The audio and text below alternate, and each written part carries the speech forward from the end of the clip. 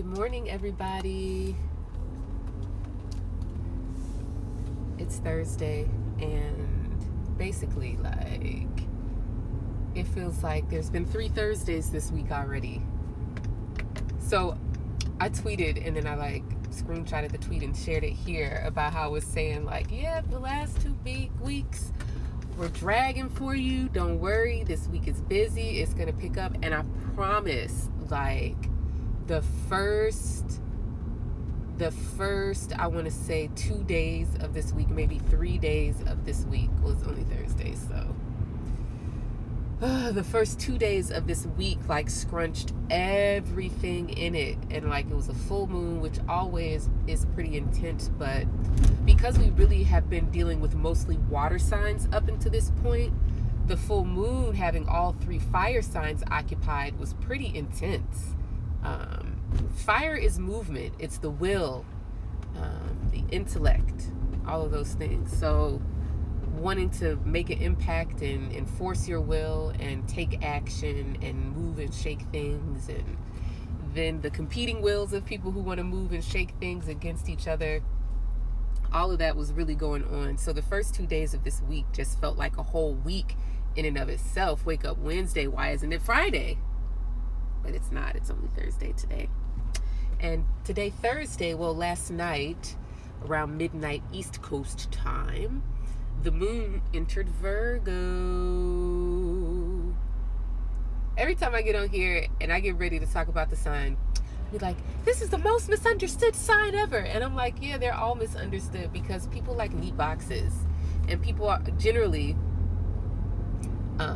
just the way that information about astrology is disseminated, people generally don't understand how to distill concepts down to their essence so they can learn how to apply them in specific ways.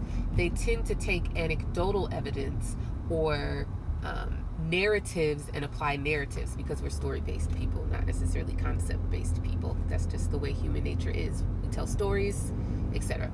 So with Virgo, one of the things that I often talk about with Virgo is the difference between perfection and precision. People like to think of Virgo as this sign that's tediously fretting over whether or not something is perfect. But I counter that narrative by saying that Virgo is not interested in perfection one bit. Perfection is an ideal, right?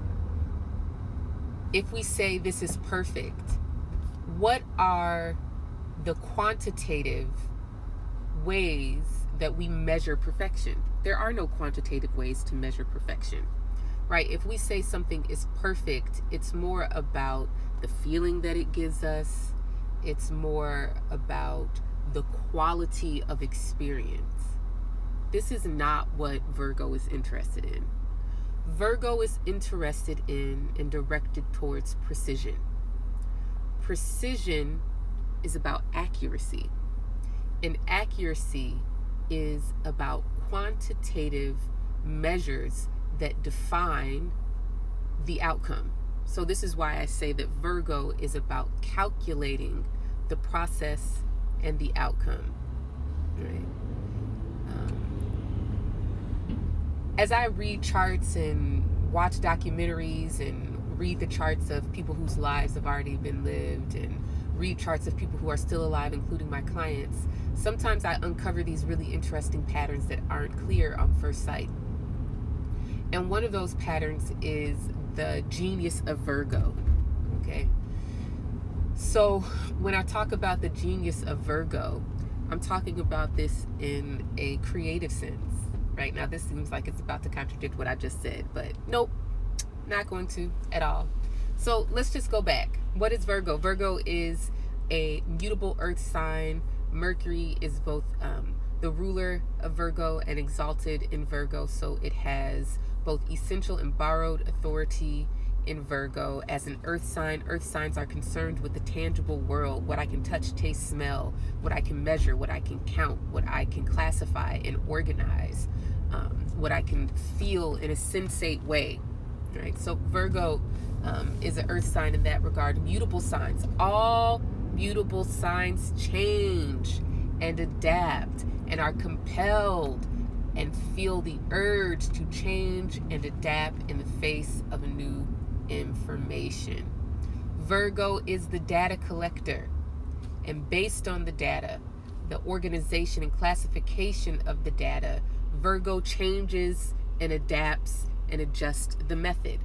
All earth signs are concerned with the method or the means that something is done in, or in which something is done, rather. So, but when we say the method, we're talking about the tangible, quantitative, not qualitative, not a judgment like good or bad or ugly or pretty, but a quantitative measure of precision and method. Okay?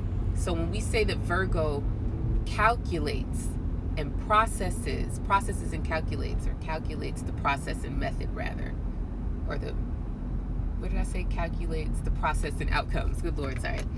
What we're saying is that Virgo counts, organizes, and classifies the means by which something is accomplished. So, I was talking about how I look at the charts of all of these people and see, these patterns. And it was the charts of John Coltrane and Beyonce, right? Beyonce is not a Virgo sun. She is a Leo sun, just like Michael Jackson, who is a Leo sun, both of whom have fathers who were domineering and authoritative drivers of those people's personas and careers out in the world, right? So Leo sun for them is not talking about their flair for the dramatic. It is not talking about the flattery. Both Beyonce and Michael Jackson are notoriously shy, right? Despite the persona that they put on, both Beyonce and Michael Jackson are notoriously shy. So just as a side note, this goes back to the principle I'm always teaching you about your birth chart, right? That is so contrary to Western thought about identity. Every planet in your chart is not you. Get over yourself. Every planet in your chart is not you. At any given time, it's somebody else, something you're experiencing through somebody else. Planets are people first. You have no sense of self when you're born. You have no autonomy, ain't no relationships, ain't no sex drive. You can't speak, you can't talk. You don't have none of those things. How could they be you? Don't get all deep and philosophical and fluffy on me. Like, I don't want to hear it. I'm just being honest. All right? You don't have any autonomy. You can't even hold your freaking head up when you're born. You have no strength of will. All you do is act on primal instincts to stay alive. And hopefully, your caregivers respond to you. And in their responses to you, they shape all of these parts of you. So, back to Beyonce and John Coltrane. Right? Beyonce, John Coltrane, very, very, very, very, very prominent Virgo. Beyonce has 4 planets in Virgo. Venus, Mercury at home. Venus in the sign of its fall. Mercury exalted and at home. Jupiter in the sign of Jupiter in the sign of its detriment. And Saturn, not too shabby in Virgo because it's trine Capricorn. So we talk about this Virgo as calculating the process and the outcome. It is about precision, not perfection. Precision is about accuracy. It is a clearly defined objective. When you read studies that have been done, right, and they talk about the abstract and they define, like, one of the sections is the method, right, the objective. What is the objective of this study?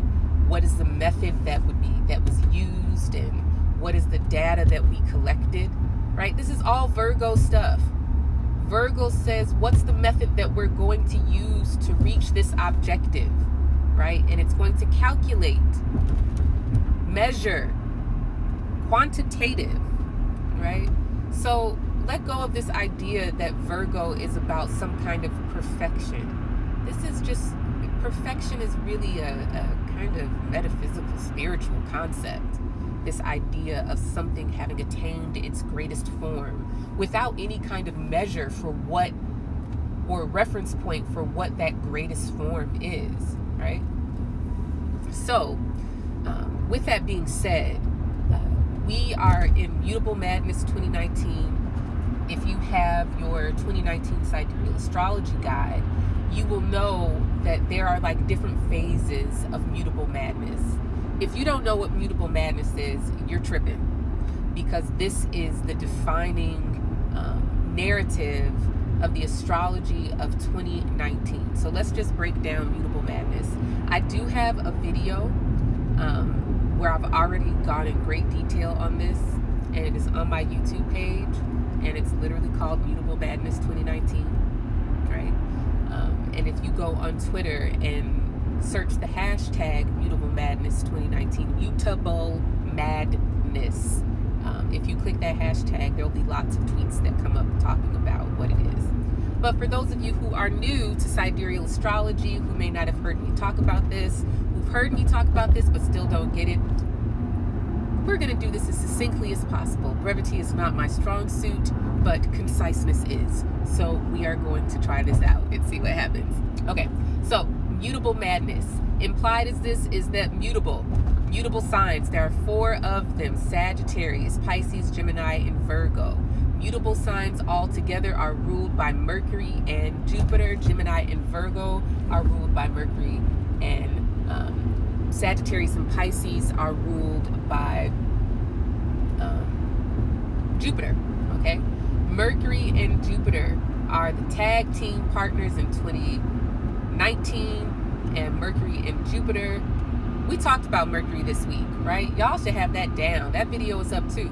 Mercury is the interpreter, the translator, the articulator, the magician, the one who ushers the souls to the afterlife, the one who uses language and symbols to articulate and communicate.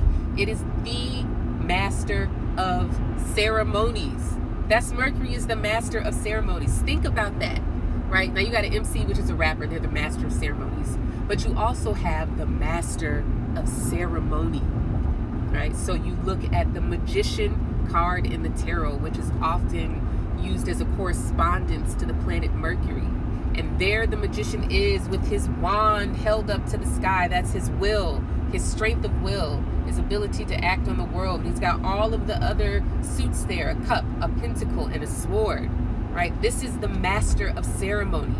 Ceremony is the actual event that contains ritual. I'm going to say that again.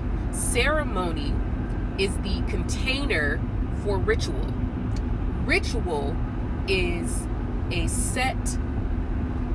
specific, orderly process and set of actions using a specific, orderly set of tools in order to invoke something, someone, a thing, right? So Mercury is the master of ceremony, right? Mercury is also the messenger, the transmitter, the translator, the writer, the speaker, the hands, the arms, the shoulders, okay? It's words, it's syntax, grammar, right? The rules of how words are put together, right? So there's that. Then we have Jupiter. Jupiter is the teacher, the guru. In Vedic astrology, which is not the right name. I always tell y'all, it's Jyotish, which is the study of light. It's the study of light, which is what the planets are. But in the Indian tradition of astrology, Jupiter is called guru, right? And this is a really important term that we kind of throw around in Western culture, but it really has a very specific meaning. And this guru, you cannot name yourself a guru, right? This is the tradition. In Indian culture, you cannot name yourself a guru. To name yourself a guru is somewhat blasphemous. You must be donned guru. You must have had this impact, imparted this wisdom. Others must have borne witness to your embodiment of divinity and wisdom. And then you are called guru by those who value your teachings, who value your wisdom, who bear witness to your embodiment of divinity, right? So Jupiter talks to us about all of those things. They are clergy and teachers and mentors. They are guides. They are people who help us construct a narrative of empowerment in our lives because they have the vision for the bigger picture where our inexperience and lack of wisdom allows us to be blinded or ignorant, right? Jupiter is blessings in the sense that the things that can happen to us and in our lives that are of no consequence of our own will and action, right? You did nothing to deserve this. Jupiter is like the planet of grace, right? Grace is extending mercy towards someone. Grace is withholding what someone might deserve. So, right, so Mercury and Jupiter together are a tag team. They cannot be separated. And Mercury and Jupiter is the word and the story, the language and the culture from which it emerges. The at face value, what was said, but what was actually meant. So if we put together all four mutable signs, what we really get is a way to redefine truth. And this is something that I go into great detail in my 2019 Eclipse Guide, which is available for download. But 2019 Mutable Madness is about redefining truth. How do the mutable signs help us to redefine truth? It is because they give us the building blocks for what truth is and really help us understand that truth is just not what you say. It's not the words that you use, right?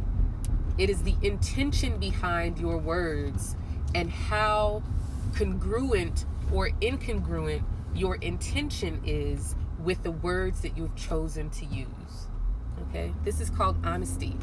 Honesty is not something that I do or what I tell another person. Honesty is an internal process of finding a way to articulate my own intention authentically. So honesty is an internal process that others bear witness to. So I can be honest in the presence of another. I call this radical self-honesty.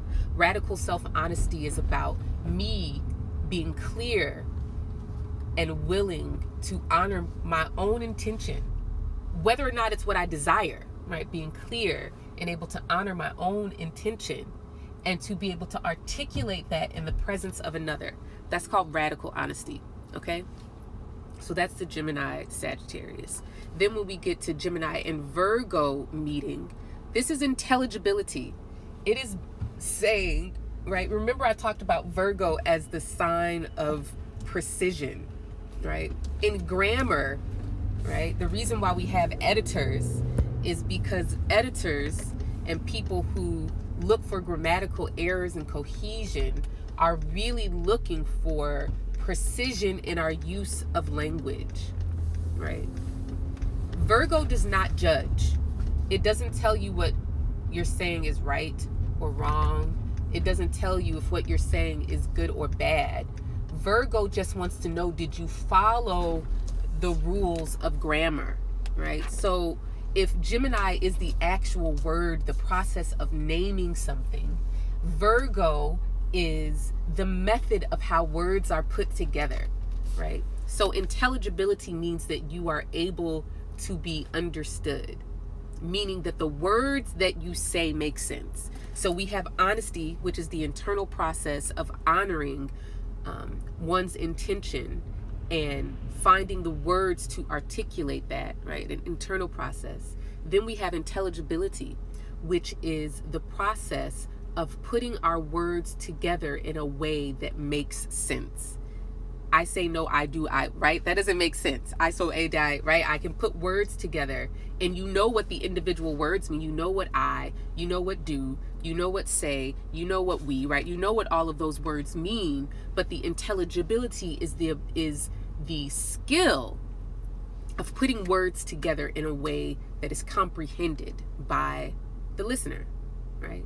Then we have between Pisces and Virgo, right? This is discernment. This is saying, even though someone can know how to put words together, the way that they put words together is not always what they mean, right? And that sometimes we can take something at face value, but say we miss the joke, right? Or we don't pick up on the sarcasm, right? Because discernment allows us to say, this person said, "Oh, I'm so tired." Now, did they really mean I'm so tired? Was there something in their tone or body language or in your understanding of how this person talks and relates that says, oh, they're not really tired, they're just joking, right? So the Virgo Pisces intersection is about discernment. So we have the radical honesty, the internal process of bearing, having another bear witness to our own clarity of intention and articulation. We have intelligibility, which is articulating and putting words together. It's the skill of making yourself comprehensible. Okay. And then we have discernment, which is the process of understanding in a way that you know whether or not to take something at face value. Right. And then finally, we have the cross section between Sagittarius and Pisces. And this is empathy. Right. This is being able to feel, comprehend, and understand someone's intention. Right. Whether or not they say anything to you. Okay. So this is how we define truth. Truth is honesty, intelligibility, discernment, and empathy. It brings together all four elements. The air element of words and language and concepts. It brings the earth element of method, right? The Virgo precision of knowing how to order words in a way that's comprehensible. It brings together the will of intention, right? The intention is the why behind what you do. Remember, I always say an intention is not a to-do list. So when you set intentions and say, I intend to run 5 miles, it's like, that's a to-do list. That's not an intention. Okay. And then we have the biological part of how our bodies are permeable, and our bodies don't just speak to us about whether we're hungry or sleepy or angry or tired or sad, but our bodies are barometers for how we understand interaction with each other and the world around us. So every time we get to the moon transiting one of these mutable signs, we know that we are in a moment of redefining truth. We ask the question, can we take this thing at face value? Or am I looking too deep or not deep enough? Am I displaying a sense of radical honesty with my intentions and being able to articulate and allowing another to bear witness to this honesty that I'm giving? So today with the moon in Virgo, it's going to square Sagittarius, and Virgo is a tricky sign because Virgo knows how to make it look like they know what they're talking about because they know how to order the words. And it's not necessarily about deception. It's about an adeptness and dexterity with language that makes them comprehensible, right?